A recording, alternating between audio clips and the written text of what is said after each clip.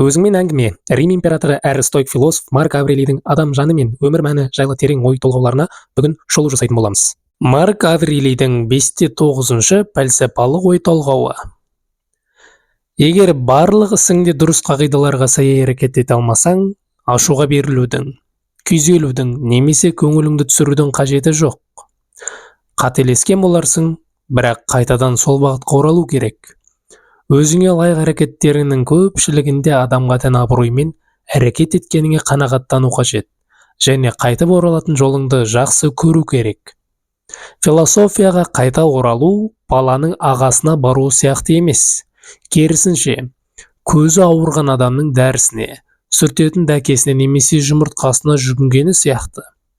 Ал басқалары болса емдік майға немесе су себезгісіне жүгінгендей болуы керек. Осындай жағдайда ақылға бағыну саған оңай болады, әрі сол арқылы тыныштық табасың.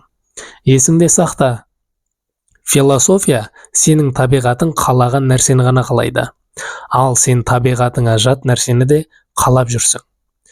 Бірақ неғұрлым тартымдысы қайсы? Ләззат тартымды болып көрінетіндіктен бізді жолдан тайдыруы мүмкін ғой.